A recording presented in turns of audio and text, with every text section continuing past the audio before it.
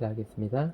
하나님 아버지 감사합니다. 오늘도 저에게 생명의 말씀을 주신 은혜와 또 어제 저희와 함께 해주신 은혜 감사드립니다. 오늘도 아버지의 말씀이 저희의 육신이 되는 경험과 또 말씀 한 절 한 절 저희 삶 속에 온전히 적용되어 아버지의 그 사랑을 실천하는 또 삶에 적용되는 저희에게 해주시는 은혜 감사드리며 예수님 이름으로 간절히 기도드립니다. 아멘.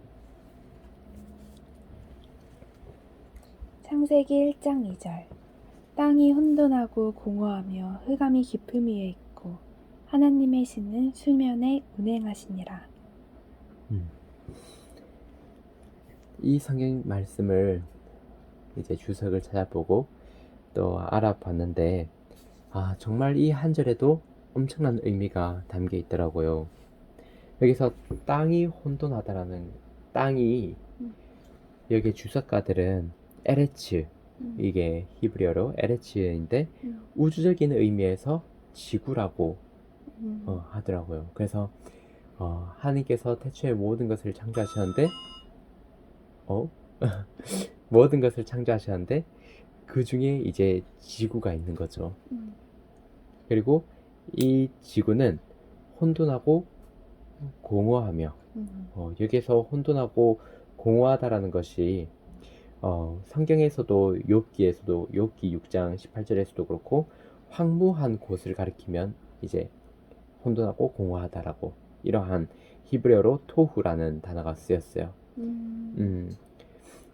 그리고 흑암이 깊음 위에 있고라는 말씀을 통해서 이 지구가 어두움으로 가득했고 그리고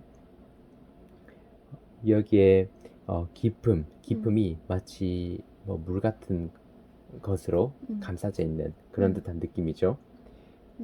약간 땅이 혼돈하고 공허하며 그 영어 성경에서는 void라고 했잖아요. 네, 그러면 텅 빈. 그게 지구라는 그 구 형태가 아닌 건가? 아마 오빠 생각에는 여기에서 하나님께서 수면 위를 운행하셨고 한 것을 보면은 그냥 이 지구인데 단순히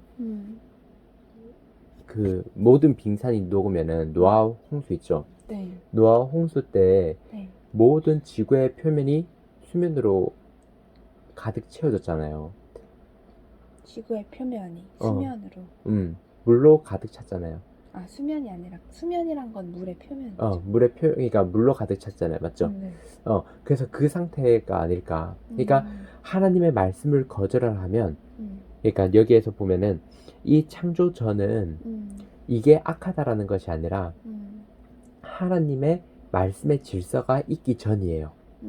그런데 사람들이 하나님의 말씀을 거절을 하면은 이 지구의 상태로 돌아가는데 그 상태가 노아 홍수예요. 이해되죠? 나중에 진짜 그럴 수 있겠다. 진짜 그럴 수가 있고 또 오빠 내 개인적으로는 그렇다고 생각이 돼요.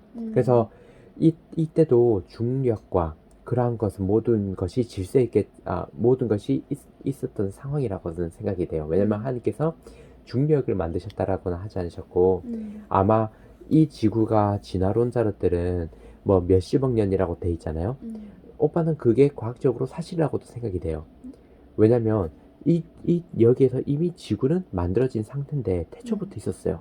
지구라는 이 행성은 태초부터 있었기 때문에 이 지구의 나이는 그러니까 창조가 된 이후의 역사는 6천년일 수도 있지만 맞죠?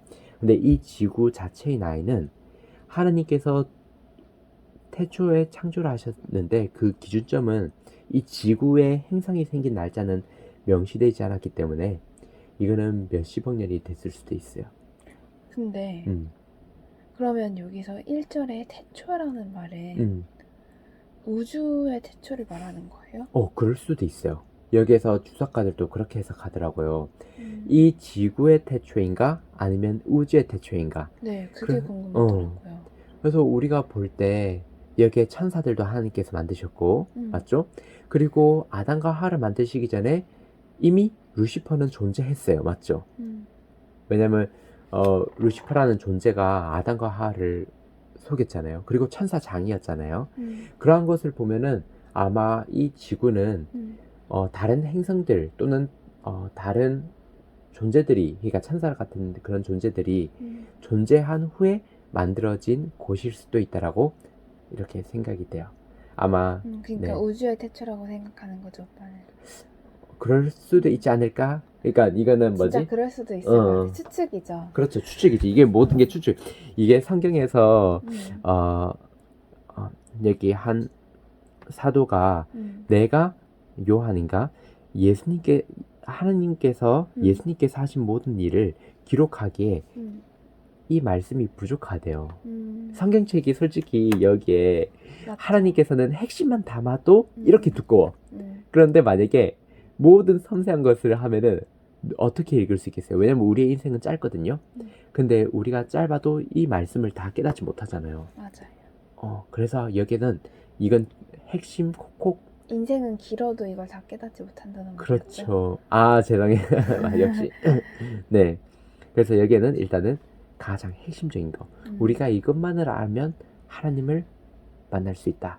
근데 만약에 진짜 이 태초가 그 우주의 태초를 말한 거였으면 조금 더 와닿는 이유가 하나님이 우리를 모체에서 짓기 전부터 우리를 아셨다고 했잖아요. 그러니까 사실 우리의 존재도 그냥 그때그때 진짜 액시던터리로 하나님이 만든 게 아니라 그냥 우리가 태어나기 전부터 훨씬 그 전부터 네, 죄송합니다. 전부터 지었다는 거잖아요. 거기서 우리는 우리의 정체성에 대한 되게 감동을 느끼잖아요. 그런 것처럼 지구 역시도 어떻게 보면 그런 행성들 중에 어떤 형제 같은 느낌인데 그러네. 태초에 이 지구가 있었다고 하면 감동이네. 그러니까 이 지구가 이 지금의 지구의 형태가 아니었어도 그냥 떠다니는 흙덩이였어도 이게 나중에 지구가 될 거야 이렇게 하고 먼저 있었다고 하면 되게 뭐라고 하지? 모든 게 다 계획되어 있는 느낌? 그러니까 하나님께서는 소리를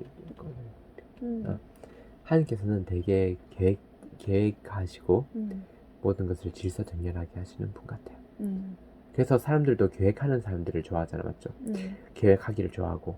그래서 우리가 정말 하나님의 형상을 닮았어요, 맞죠?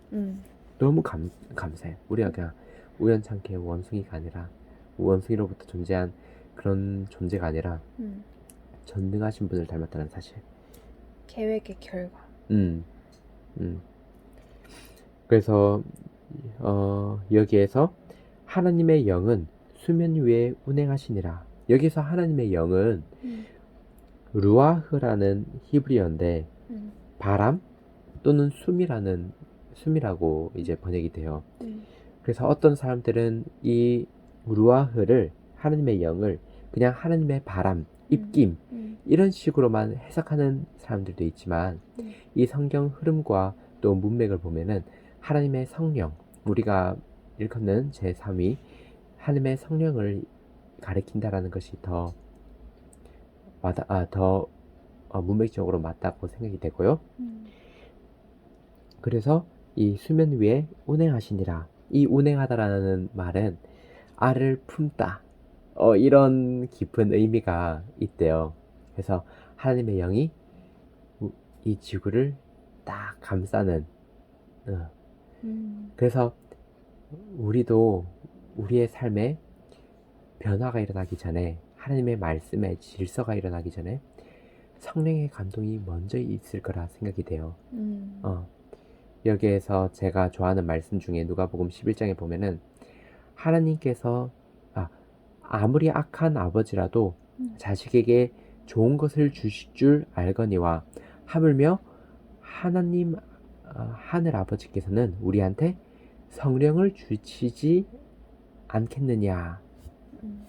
그래서 하나님께서는 우리한테 성령을 가장 주시고 싶어 하시는데 그 이유가 성령을 통해서 우리가 변화가 일어나는 그 성령의 열매를 맺게 하는 그러한 가장 창조의 첫 단계가 아닐까라는 생각이 들어요.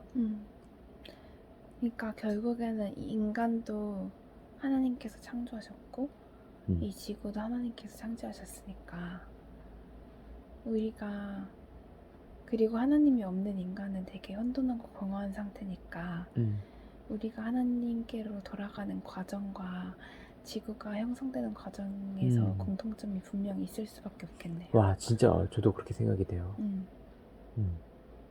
그렇게 생각하면 지금 이제 1절부터 이제 창세기를 쭉 읽어나갈 때 그걸 우리의 삶에 대입해 볼 수도 있겠네요. 맞죠. 네. 그래서 저는 이 말씀을 볼 때 꼭 침례랑도 좀 비슷해요. 나중에 딱 묻이 드러나잖아요. 묻이 드러나면서 생명이 살아나요. 근데 지금 이 물로 덮인 상태는 생명이 살 수 없는 상태거든요. 그래서 궁창도 없고 하늘도 없고, 그래서 이 죽은 상태가 마치 하나님의 말씀을 하나님의 영의 감동이 없을 때의 상태인 것 같아요. 공허하고 삶이 공허하다라고 하잖아요. 솔로몬 왕도 헛되고 헛되고 헛되다, 이 말이 바로 토후, 혼돈하고 공허하다라는 말이거든요. 그래서 하나님을 알지 못하는 상태가 마치 혼돈하고 공허하며 흑암이 깊은 인생 같아요. 그러네요. 그리고 하나님의 영이 그 속에 있지 못하고 수면 위에 맞아. 표면적으로 떠돌아다녀요. 맞아. 그래서 그 역사를 맞아들이면은 맞죠? 그 우리를 품는 성령을 성령의 감화를 받아들이면은 맞죠? 아무리 성령이 와도 우리가 그것을 거절을 하면은, 그렇기 때문에 죄 중에 가장 큰 죄가 뭐예요?